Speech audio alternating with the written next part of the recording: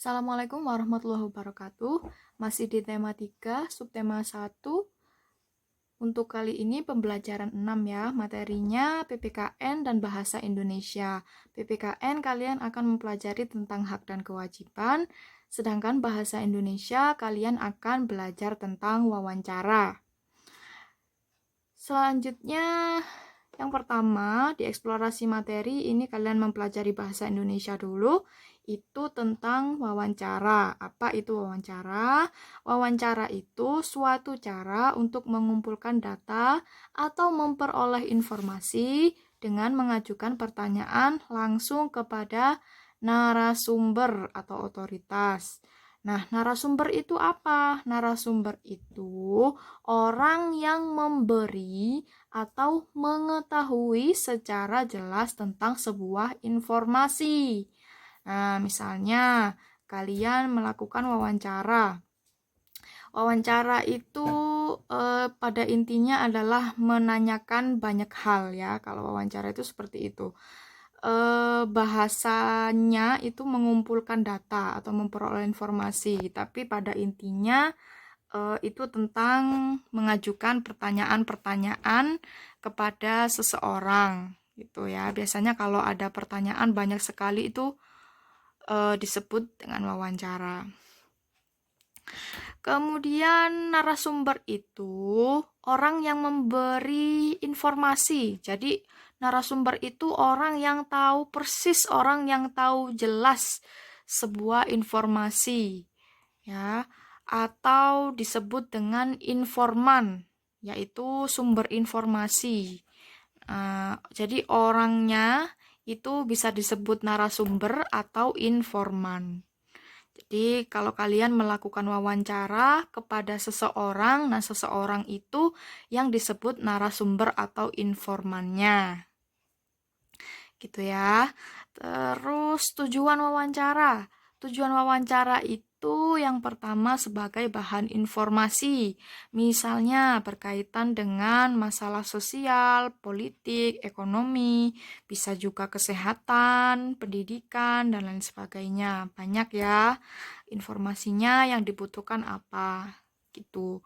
Kalau sebagai bahan opini, opini itu pendapat ya. Jadi opini itu misalnya pendapat dan tanggapan narasumber terhadap suatu masalah. Kemudian bahan cerita itu untuk mendukung penulisan karya sastra. Jadi ada juga wawancara sebagai bahan cerita. Itu kalau misalnya ada penulis novel atau penulis buku cerita gitu, bisa menggunakan wawancara untuk mendukung karya sastranya, untuk mendukung cerita-ceritanya gitu. Untuk bahan biografi, misalnya riwayat hidup tokoh yang akan ditulis. Jadi misalnya biografi itu kan seperti daftar gitu ya, mulai dari nama, alamat, kemudian tanggal lahir, kemudian prestasinya apa, itu pernah melaksanakan kegiatan apa, seperti itu biografi. Jadi riwayat hidup seorang tokoh itu ditulis berdasarkan dengan wawancara. Wawancara itu bisa kita lakukan kepada siapa saja. Jadi bebas ya, tidak harus kepada tokoh-tokoh yang sangat penting. Jadi misalnya kalian juga bisa melaksanakan wawancara kepada teman. Nah, nanti teman kalian itu kalian beri pertanyaan-pertanyaan tentang suatu topik. Nah, teman kalian itu yang disebut dengan narasumber. Nah, gitu. Sebagai bahan apa? Tergantung, nanti bisa jadi bahan informasi. Nah, itu bisa. Terus bahan opini untuk pendapat kalian juga bisa. Terus kalian mau menceritakan sesuatu, bisa juga. Dasarnya dari wawancara itu tadi, gitu.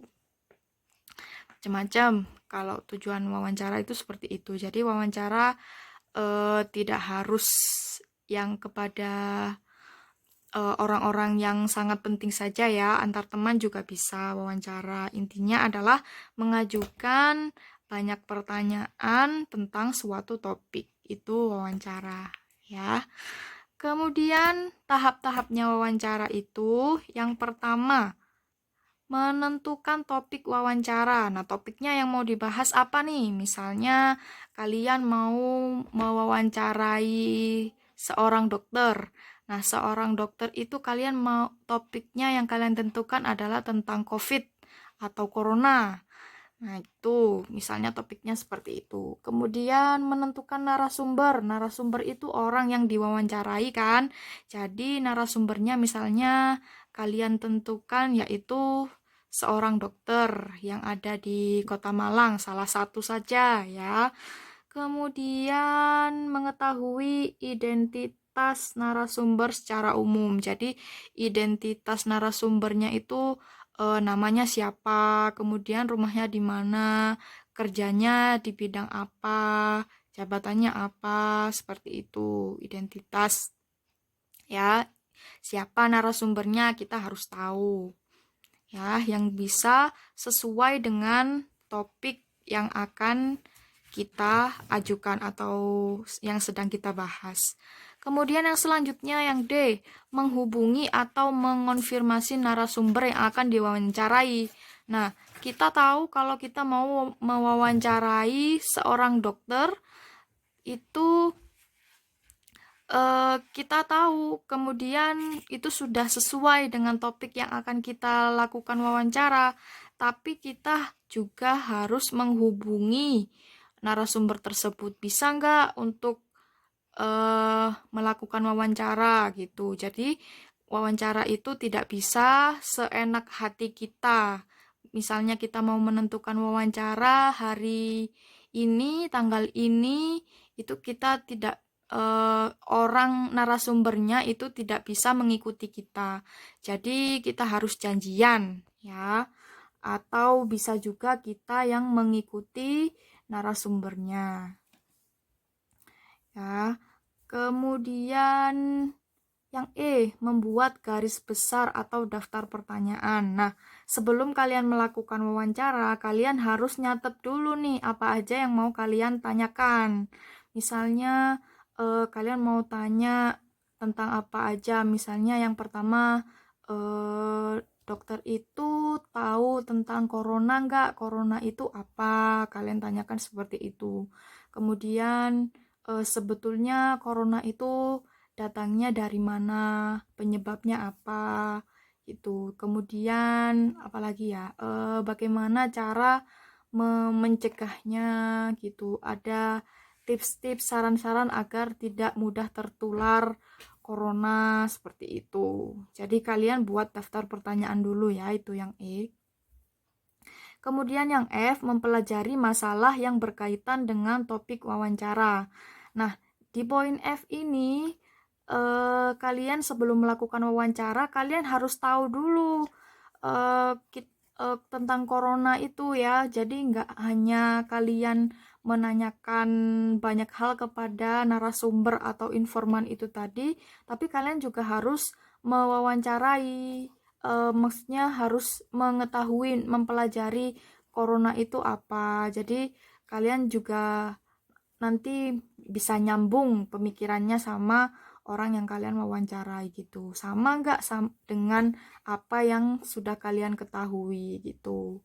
Nah, nanti kalau misalnya waktu wawancara kalian menemukan sesuatu jawaban-jawaban yang kurang atau kurang maksimal atau kurang sesuai atau benar-benar kalian kurang paham, nanti juga sekalian bisa ditanyakan. Nanti bisa menambah dari daftar pertanyaan itu tadi. Boleh ditambahkan. Asalkan masih dalam satu topik yang sama. Ya. Kemudian yang selanjutnya yaitu mempersiapkan alat bantu untuk mencatat hasil wawancara. Jadi kalau wawancara itu tidak hanya melakukan pertanyaan, kemudian sudah selesai ya sudah. Jadi kalau wawancara itu harus dicatat hasilnya dengan kertas, pulpen, atau bisa juga lebih bagus direkam, lebih bagus lagi di video. Nah, jadi kadang-kadang kan daya ingat kita tuh kan terbatas kalau misalkan hanya ditulis dengan pulpen dan kertas saja, itu biasanya ada yang terlewat. Lebih bagus lagi kalau ada rekamannya, atau lebih lebih bagus lagi dengan misalnya ada videonya. Jadi itu termasuk alat bantu untuk mencatat hasil wawancara. Itu tahap-tahapnya yang harus dipenuhi ketika melaksanakan wawancara, ya. Kemudian hal-hal yang perlu diperhatikan saat wawancara. Ketika wawancara dengan narasumber ada beberapa hal yang perlu diperhatikan nih. Ada etikanya, ada sopan santunnya. Yang pertama, datang tepat waktu sesuai dengan perjanjian. Nah, kalian kan tadi udah janjian nih. Jadi kalian harus on time. Misalnya kalian tanggal 1 Januari sudah janjian dengan dokter yang ahli corona itu tadi ya.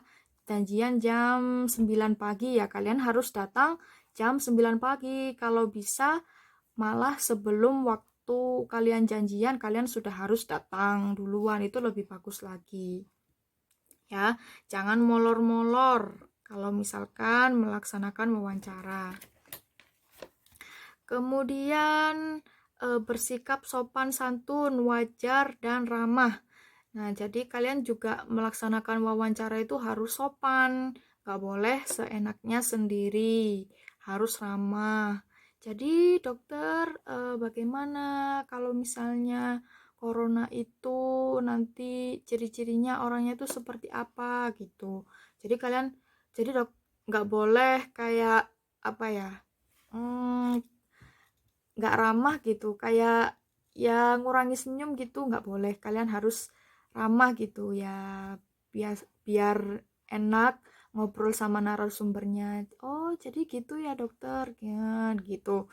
Jadi kalian nggak boleh apa ya, kayak ya merengut-merengut gitu. Kalau kalau melaksanakan wawancara itu harus dengan ramah, sopan gitu. Baik, terima kasih jawabannya dokter, seperti itu. Atau terima kasih jawabannya Pak, begitu. Kemudian yang di poin C, dahulukan pertanyaan yang ringan dan sederhana. Nah, kayak yang itu tadi ya, misalnya pertanyaan ringan dan sederhana itu kita mengenal dokternya itu tadi, misalnya ini dokternya itu kenapa kok ngambil di fakultas kedokteran, maksudnya itu apa ada alasan tersendiri kenapa gitu. Terus dokter itu tinggal di mana, itu juga bisa. Kemudian apakah dokternya itu pernah pernah tidak sengaja menemui pasien, seperti itu. Pertanyaannya yang ringan-ringan dulu, jadi tidak langsung pada intinya, ya. Selanjutnya, yang poin D, bertanya dengan kalimat yang jelas dan singkat sesuai topik wawancara. Jadi, kalian harus pertanyaannya itu jelas, nggak boleh menyebar kemana-mana. Terus, yang diajukan itu pertanyaannya harus jelas dan singkat, ya, jangan bertele-tele, gitu. Kemudian, hindari pertanyaan yang bersifat pribadi. Pribadi itu maksudnya yang menyinggung dokter itu tadi. Misalnya kalau kita melaksanakan wawancara dengan dokter tadi ya, itu jangan sampai ke pertanyaan yang bersifat pribadi. Pribadi boleh, tapi tentang yang umum-umum saja, tidak sampai menyinggung sampai sampai yang internal gitu. Maksudnya pokoknya yang sampai menyinggung dokternya gitu, permasalahan yang pribadi. Kemudian mencatat hal-hal yang penting dari hasil wawancara itu tadi, kemudian disimpulkan sendiri. Tadi kan selama wawancara kalian sudah mendapatkan hasil wawancara, pertanyaan-pertanyaannya. Nah, itu harus dicatat dan disimpulkan. Poin yang selanjutnya, jangan menyela apabila narasumber sedang berbicara. Kalau misalnya narasumbernya itu sedang menjawab pertanyaan atau sedang berbicara, kalian jangan dipotong-potong. Oh, jadi gini, padahal belum selesai ngomong orangnya, kalian langsung nahan, itu nggak boleh ya. Jangan menyela apabila narasumber sedang berbicara, itu tidak boleh. Kemudian selesai wawancara, jangan lupa ucapkan terima kasih. Itu jangan lupa. Habis wawancara, terus kalian main pergi aja. Ya sudah dokter, saya mau ke sana dulu. Saya ada janji lain, misalnya nggak boleh seperti itu ya. Harus ucapkan terima kasih karena narasumber itu sudah meluangkan waktu untuk kalian. Ya, jadi harus mengucapkan terima kasih. Itu tadi hal-hal yang perlu diperhatikan saat wawancara. Nah, jadi wawancara itu seperti itu ya. Intinya untuk mengumpulkan data, informasi, mengajukan pertanyaan kepada narasumber atau informan dengan tujuannya macam-macam, informasi, opini, cerita, biografi, seperti itu. Tahap-tahapnya sudah dijelaskan tadi dan hal-hal yang perlu diperhatikan itu juga penting untuk kalian pelajari. Selanjutnya, ini kalian mempelajari PPKN di halaman 24. PPKN-nya ini tentang ketergantungan yang saling mengisi satu dengan lainnya. Tumbuhan itu memerlukan manusia, manusia juga memerlukan tumbuhan untuk berbagai keperluan. Manusia memanfaatkan tumbuhan sebagai bahan makanan, antara lain nasi, sayuran, buah-buahan, dan lain sebagainya. Tumbuhan juga dimanfaatkan sebagai bahan pembuat rumah. Manusia sangat membutuhkan tumbuhan untuk memenuhi kebutuhannya yang sangat banyak. Tumbuhan dimanfaatkan juga oleh hewan sebagai bahan makanan dan tempat tinggalnya.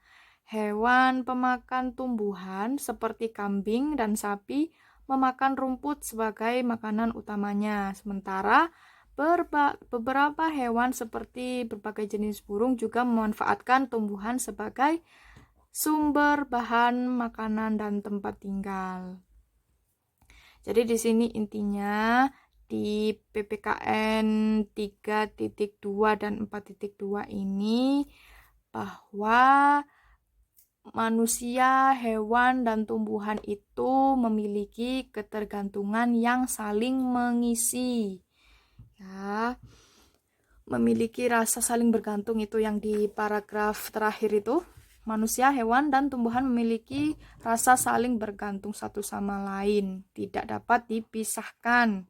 Jadi kita harus menyadari peran kita terhadap alam, terhadap hewan, terhadap tumbuhan, itu kita juga harus menyadarinya. Jadi kita harus melestarikan alam, harus merawat alam, kemudian tidak menghabis-habiskan, tidak menghambur-hamburkan, tidak boros kepada alam. Dan kita juga harus baik kepada hewan-hewan juga. Gitu. Ketika manusia lalai dengan perannya, akan menunjukkan ketidakpedulian manusia itu terhadap kelestarian alam sekitarnya. Alam sangat berjasa terhadap kehidupan manusia selama dia hidup. Jadi di sini dijelaskan bahwa semua makhluk hidup, ada manusia, hewan, tumbuhan, itu sangat-sangat saling bergantung. Ya, tidak hanya manusia membutuhkan hewan saja, manusia juga membutuhkan tumbuhan, dan tumbuhan juga membutuhkan manusia untuk apa? Untuk dirawat, bukan untuk dirusak ya. Kemudian hewan juga butuh manusia, misalnya untuk membantu memberi makan, kemudian untuk disayang, dilindungi, seperti itu. Agar habitatnya tidak rusak, kemudian agar bisa berkembang biak juga. Ada kan beberapa hewan yang perkembangbiakannya dibantu dengan manusia. Nah, itu seperti itu. Jadi, saling bergantung, saling membutuhkan. Gitu. Baik. Kemudian kalian ini tugasnya yang PKN ini tidak perlu berdiskusi dengan teman, kalian langsung tulis saja apa akibatnya jika kita lalai dalam merawat tanaman. Nah, dituliskan di kertas, ditempelkan seperti biasanya dengan klip atau dengan staples di LKS ini di halaman 24. Sekian, terima kasih.